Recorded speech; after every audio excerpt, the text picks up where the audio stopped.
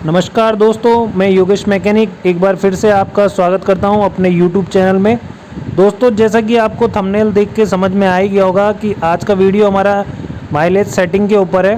तो mileage setting करने से पहले सबसे पहले हमें ये जानना होगा कि कार्बोरेटर में हमें किन किन चीज़ों में माइलेज के लिए काम करना होता है और उसको किस तरीके से क्लीन करते हैं। तो सबसे पहले हम इसको क्लीन करेंगे, उसके बाद इसकी माइलेज की सेटिंग करेंगे।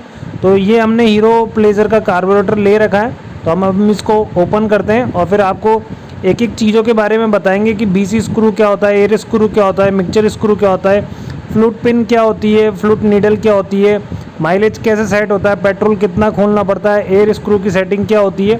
तो इन सब चीज़ों के ऊपर हम डिटेल से आपको इस वीडियो के अंदर बताएंगे। तो वीडियो को लास्ट तक देखना, जिससे आप जान पाएंगे कि किसी भी गाड़ी के माइलेज की सेटिंग के लिए हमें क्या क्या चीज़ों का ध्यान रखना चाहिए और किस तरीके से उसकी माइलेज की सेटिंग करनी चाहिए, जिससे इसका माइलेज 15 से 20% इंक्रीज़ हो जाए। तो चलिए दोस्तों शुरू करते हैं। तो हमने सबसे पहले ये कार्बोरेटर ले रखा है, इसको हमने ओपन किया। तो इसके ओपन करने के बाद हमने ये, जैसा कि आप लोगों को दिख रहा होगा, ये फ्लूट की पिन और ये फ्लूट नीडल है। तो ये जो नीडल होती है ये कार्बोरेटर में नीचे फ्लूट के अंदर पेट्रोल सप्लाई को भरने का और रोकने का काम करती है। यानी जब हम पेट्रोल ऑन करता है तो इस नीचे वाली कटोरी में पेट्रोल भरता है, यहाँ से पेट्रोल जाता है और ये फिर इस रास्ते से होके नीडल में से होके नीचे वाली कटोरी के अंदर भर जाता है। और जब ये हमारी कटोरी पूरी पेट्रोल से फिल हो जाती है तो उसके बाद ये ऑटोमेटिकली पेट्रोल आना बंद हो जाता है। और अब हम खोलते हैं इसका स्लो जेड। यानी इसको स्लो जेड इसलिए बोला जाता है क्योंकि दोस्तों ये हमारी गाड़ी के आरपीएम को स्टेबल करने का काम करता है। यानी हमारी गाड़ी जो स्लो में रुकी हुई रहती है, स्लो आरपीएम में जो स्टार्ट रहती है, यानी बिना एक्सीलेटर लिए जो स्लो में स्टार्ट रहता है इंजन, उसका काम ये स्लो जेड करता है। तो दोस्तों इस स्लो जेड के अंदर भी यदि कचरा आ जाता है या इसका ये बारीक बारीक से होल है, इनके अंदर कोई कण ऐसा होता है जो अटक जाता है, तो हमारी गाड़ी स्टार्टिंग में प्रॉब्लम करती है। यानी गाड़ी स्टार्ट तो होती है लेकिन गाड़ी स्लो में नहीं रुकती। और ये स्लो जेड पीछे से होके सीधा एयर स्क्रू, जिसको हम मिक्सचर स्क्रू भी बोलते हैं, उससे जुड़ा हुआ रहता है। तो स्लो जेड के अंदर जो पेट्रोल की सप्लाई जाती है वो हमारे मिक्सचर स्क्रू पे डिपेंड करता है कि इसमें पेट्रोल की सप्लाई कितनी जानी चाहिए। वैसे दोस्तों एक्चुअली में इसको मिक्सचर स्क्रू और एयर स्क्रू बोला जाता है। इससे पेट्रोल की सेटिंग कम ज़्यादा नहीं होती, बल्कि इससे एयर की सेटिंग कम और ज़्यादा होती है। तो हम सबसे पहले एयर स्क्रू को खोल लेंगे, उसके बाद हम इसका वाशर निकालने के बाद अब हम खोल रहे हैं इसका मेन जेट। तो जैसा कि दोस्तों आपको दिख ही रहा होगा, मेन जेट खोलने के बाद हमने इसके एयर स्क्रू के नीचे एक लोहे का वाशर के साथ साथ एक रबड़ का वाशर भी होता है जो काफ़ी नीचे की तरफ होता है, वो निकलता नहीं है, इसलिए हम उसको पिन द्वारा निकाल रहे हैं। तो मैं आपको एक बार दिखा देता हूँ। ये हमारा रबड़ का वाशर है जो कि एयर स्क्रू का होता है, और इसके ऊपर एक लोहे का वाशर होता है, वो मैं आपको दिखा देता हूँ। और फिर उसके ऊपर एक स्प्रिंग होती है और फिर हमारा मिक्सचर स्क्रू होता है। तो ये मिक्सचर स्क्रू है, इसके ऊपर पहले ये स्प्रिंग लगती है, उसके बाद ये रबड़ लोहे का वाशर और फिर नीचे रबड़ का वाशर। और दोस्तों लोहे का वाशर इसलिए होता है ताकि जब हम इसको टाइट करें या खोलें तो हमारा रबड़ का वाशर जो होता है वो डैमेज ना हो। तो इस डैमेज को रोकने के लिए इसमें लोहे का वाशर होता है। और दोस्तों रबड़ का वाशर भी उतना ही इम्पोर्टेंट होता है जितना इसमें लोहे का वाशर होता है। यदि रबड़ का वाशर नहीं होगा तो ये जब हम मिक्सचर स्क्रू की सेटिंग करेंगे तो वहाँ से एयर लीक होगी। तो मैं आपको दिखा देता हूँ एयर की पेट्रोल की सप्लाई कहाँ से होके किस तरीके से जाती है। तो ये स्लो जेड है, इनमें ये बारीक बारीक से होल है, इसमें पेट्रोल स्लो में जाता है, वो पेट्रोल इन स्लो जेड के अंदर रहता है। और ये मेन जेड में जो ये बिल्कुल बारीक बारीक से होल है, इसके अंदर हमारा एक्सीलेटर का जो पिस्टन होता है, यानी थ्रोटल बॉडी में जो हम एक्सीलेटर लेते हैं तो हमारा जो पिस्टन ऊपर नीचे रन करता है, यानी पिस्टन की जो पिन होती है वो मेन जेड के अंदर डूबी हुई रहती है।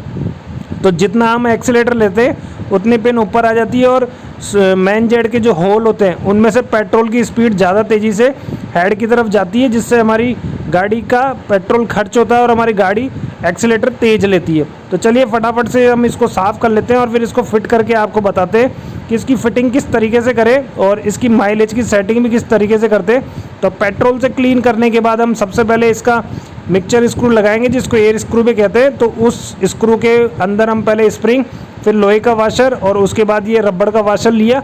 और फिर अब हम इसको कार्बोरेटर के जो स्लो जेड के साथ जुड़ा हुआ पीछे वाला जो होल होता है जिसके अंदर ये लगा हुआ रहता है, यानी जो आरपीएम का स्क्रू होता है उसके ठीक पास में और कई कई गाड़ियों में उसके अपोजिट होता है, वहाँ इसको लगाया जाता है। तो अब हम इसको कस देते हैं। तो ये हमने मिक्सचर स्क्रू और एयर स्क्रू की सेटिंग को अच्छे से कस दिया है। जब हम इसको स्टार्ट करेंगे, जब इसकी ट्यूनिंग करेंगे। अब इसके बाद हम लगाते हैं इसका मेन जेड। तो दोस्तों मेन जेड भी हमने लगा दिया है, इसको अच्छे से हमने क्लीन कर लिया था। इसके सारे होल चेक करने के बाद इसको फिट करना चाहिए, कहीं से कोई होल लीक या फिर होल के अंदर कोई कचरा वगैरह नहीं होना चाहिए। अब इसका ये स्लो जेड है, तो ये स्लो जेड भी हम लगा देते हैं। जैसे मेन जेड कसा था उसी तरीके से स्लो जेड लगाया जाता है। तो ये दोनों हम अच्छे से टाइट कर देंगे। इन दोनों को अच्छे से टाइट करने के बाद इसकी बारी आती है इसके फ्लूट नीडल की लगने की। तो ये पहले हम स्लो जेड और मेन जेड दोनों साफ़ कर लेते हैं। अब हम उसके बाद ये फ्लूट नीडल होती है दोस्तों, जैसे हमारी घरों में छतों पे जो पानी की टंकी होती है, उसके अंदर टंकी भरने के बाद उसके ऊपर जो एक फुटबॉल टाइप का कुछ लगा हुआ रहता है, जो पानी पूरा भरने के बाद वो फुटबॉल ऊपर आ जाती है तो पानी ऑटोमेटिकली बंद हो जाता है। ठीक उसी तरीके से हमारी ये फ्लूट नीडल भी काम करती है। तो कुछ इस तरीके से इसको लगाया जाता है कि नीडल को पहले प्लास्टिक की गेंद में फंसा के और फिर उस छोटे से होल में लगाया जाता है। फिर उसके बाद फ्लूट की जो ये पिन है उसको इस तरीके से लगाते हैं और फिर ये हमारी इस तरीके से वर्क करती है। यानी जब हम पेट्रोल ऑन करते हैं तो ये प्लास्टिक की बोतल लटकी हुई रहती है और नीचे वाली कटोरी के अंदर पेट्रोल भर जाता है। जब पेट्रोल भरने के बाद जब हमारा ये प्लास्टिक का फ्लूट जब तैर कर ऊपर आता है तो हमारी फ्लूट की जो पिन होती है वो अंदर की तरफ चली जाती है, जिससे हमारा पेट्रोल सप्लाई रुक जाती है। और कई बार दोस्तों ऐसा होता है कि पेट्रोल ऑन होने के बाद भी इसमें से रेगुलर पेट्रोल ओवरफ्लो होता है, यानी बाहर से निकलने लगता है। तो ये जो हमारी कटोरी के अंदर पीतल का जो जेड लगा हुआ है वो बिल्कुल आर पार होता है। तो जब पेट्रोल की सप्लाई रुकती नहीं है तो उस जेड में से होके बाहर की तरफ निकलता है, जिससे हमारी गाड़ी ओवरफ्लो होती है। उस कंडीशन में हमें दोस्तों इसका फ्लूट को खोल के उसको अच्छे से साफ़ करके लगाना चाहिए। और एक चीज़ और देखनी चाहिए कि यदि वो फ्लूट की पिन कटी हुई होती है तो हमें वो भी चेंज करनी चाहिए, जिससे हमारी ओवरफ्लो की प्रॉब्लम सॉल्व हो सके। तो दोस्तों सारी फिटिंग अच्छे से कंप्लीट करने के बाद लास्ट में इसकी थ्रोटल बॉडी के दोनों स्क्रू लगा के इसको अच्छे से टाइट करते हैं। अब हम ये कार्बोरेटर की फिटिंग पूरी हो चुकी है। अब हम इसको गाड़ी में लगाएंगे और ये हमारा एक्सीलेटर का स्लाइड होती है जो कि हमारे कार्बोरेटर के ऊपर लगी हुई होती है, जो सीधी हमारे पायलट जेड यानी मेन जेड में जुड़ी हुई रहती है। जब हम एक्सीलेटर लेते हैं तो ये स्लाइड ऊपर नीचे होती है, जिससे हमारे मेन जेड में जो होल होते हैं वो उतने ही ज़्यादा खुल जाते हैं और हमारा आरपीएम बढ़ जाता है, यानी हमारी गाड़ी के एक्सीलेटर तेज़ हो जाता है। तो ये तो थी कार्बोरेटर फिटिंग की पूरे सिस्टमेटिकली पूरी डिटेल। अब हम इसको स्टार्ट करते हैं और इसका माइलेज सेट करते हैं और आपको बताते हैं कैसे सेटिंग करते हैं। तो दोस्तों हमने कार्बोरेटर क्लीन करके इसको गाड़ी में असेंबल कर दिया है। अब हम इसकी ट्यूनिंग करेंगे और आपको बताएंगे कि इसकी मिक्सचर और एयर स्क्रू की सेटिंग किस तरीके से करें, जिससे गाड़ी का माइलेज जो गाड़ी के अकॉर्डिंग होना चाहिए उससे भी ज़्यादा हो और गाड़ी के माइलेज में भी इम्प्रूवमेंट आए। तो सबसे पहले हम इसको स्टार्ट करते हैं। तो ये हमने स्टार्ट करी, लेकिन दोस्तों इसका स्लो आइडलिंग कम है, यानी ये बंद हो जाएगी अभी थोड़ी देर में। तो सबसे पहले हम इसका थोड़ी सा आरपीएम बढ़ा देते हैं। जैसा कि ये बंद ही हो गई तो थोड़ा सा हम इसका आरपीएम बढ़ा देते हैं। दोस्तों इसका आरपीएम इतना बढ़ाना है कि ये गाड़ी बंद भी ना हो और थोड़ा सा ज़्यादा रहे। अब हम इसके मिक्सचर स्क्रू की सेटिंग करेंगे, जिसको एयर स्क्रू भी बोलते हैं।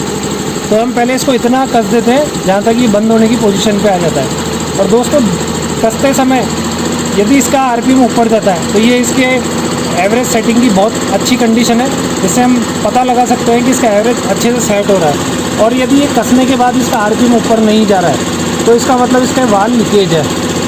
तो हम इसको कस देते हैं। अब दोस्तों ये गाड़ी दब रही है, यानी ये मिक्सचर पूरा कसने के बाद ये बंद हो जानी चाहिए। तो ये बंद हो गई। अब हम इसको एक बार फिर से स्टार्ट करते हैं।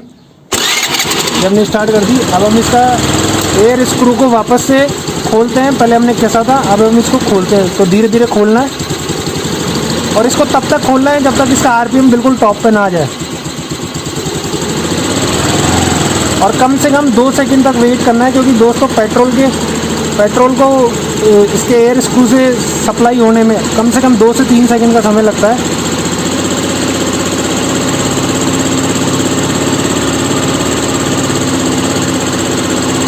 इसको तब तक खोलना है दोस्तों जब तक इसका आरपीएम फ्लक्चुएट नहीं होता है।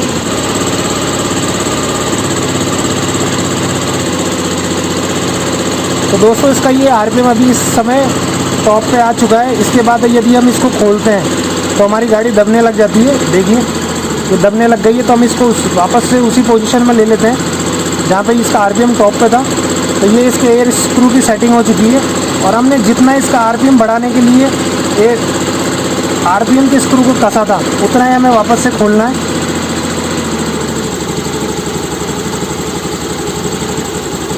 तो दोस्तों आपको दिख रहा होगा कि जितना हमने इसका आरपीएम बढ़ाने के लिए इसका स्क्रू खोला था उससे कहीं ज़्यादा हमने इसको वापस खोल दिया है, यानी इसका माइलेज बिल्कुल परफेक्टली सेट हो गया है और हमारी गाड़ी भी अब बंद नहीं हो रही है। अब हम इसका एक बार आरपीएम लेके देखते हैं।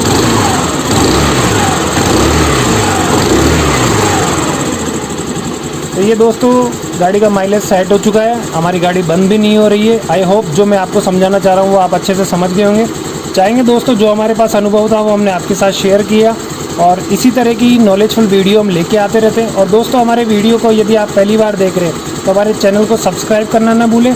चाहेंगे दोस्तों वीडियो अच्छा लगा हो तो इसे लाइक करें, अपने दोस्तों के साथ शेयर करें और इसी तरीके की नॉलेजफुल वीडियो के साथ मिलेंगे अगले वीडियो में। तब तक के लिए नमस्कार, जय हिंद, गुड बाय।